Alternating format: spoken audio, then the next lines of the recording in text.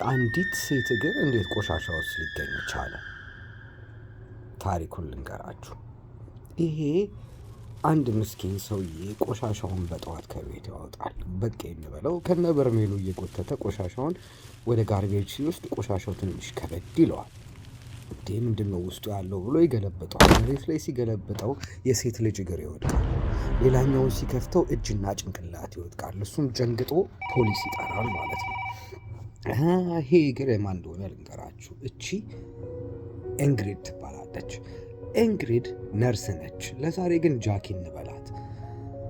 ጃኪ ነርስ ነች።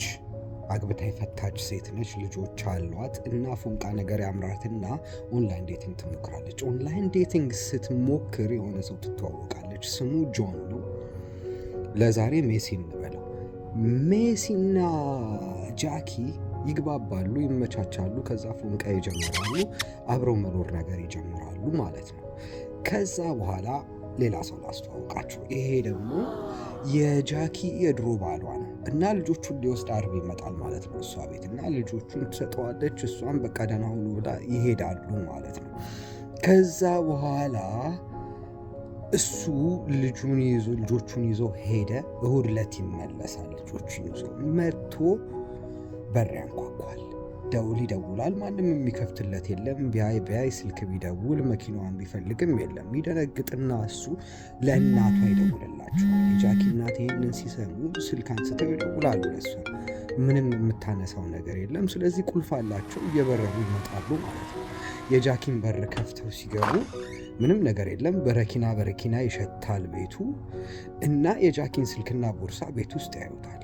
እነሱም ገርሟቸው እናትየው አንስተው የጃኪን ስልክ ጎርጎር ማድረግ ይጀምራሉ። ፖሊስም ይደውላሉ። በዛው ፖሊስ ይመጣል። ይሄንን ሪፖርት ይሰማል። ከዛ በኋላ ፖሊስ ይሄዳል። ምንም የሚያውቀው ነገር የለም። እሳቸው የልጃቸውን ስልክ ሲጎረጉሩ የማንን ኢንፎርሜሽን ያገኛሉ? የሜሲን። ከዛ ለሜሲ ደውሉለታል ሲጠይቁት፣ እሱ ደግሞ አርብ ዕለት ቤዝቦል ልናይ ሄድን። ከዛ በኋላ ቤዝቦል አየን ምናምን ትንሽ ጠጣን። ከዛ እኔም ወደ ቤት ሄድኩ፣ እሷም ወደ ቤቷ ሄደች ይላቸዋል። በዚህ ሰዓት ፖሊስ ይህን ኢንፎርሜሽን ይዞ እያሳደደ እያለ በቄ ጋር እንመለስ። በቄ ያገኘውን ነገርም ለፖሊስ ደውሏል። ፖሊስ ይመጣና እሱን ይወስዳል። ዲኤንኤ ምናምን ሲመረምር ጃኪ ነች። ከጃኪ ጋር መጨረሻ ላይ ማንነት ያየው ሜሲ።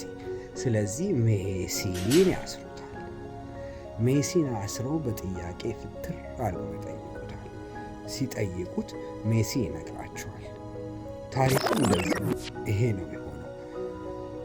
ሜሲና ጃኪ ቤዝቦል አይተው ምን ብለው ከተመለሱ በኋላ ቤት ሲገቡ ትንሽ መጠጥ እሱ ያምረዋል። ትንሽ ተጨማሪ ይጠጣል። ከዛ በኋላ ደሙ ይፈላል። በምን እንደሆነ እስከዛሬ አይታወቅም። ደሙ ይፈላና በንዴት እሷን በቀበቶ ንቅ አድርጎ ይገላታል።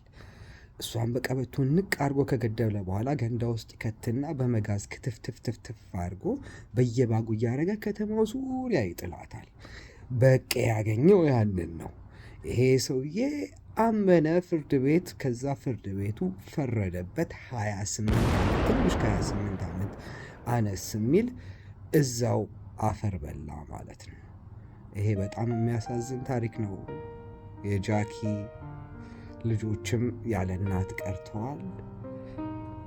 የኢንግሪድ እና የጆን ፎቶ ይሄንን ይመስላል።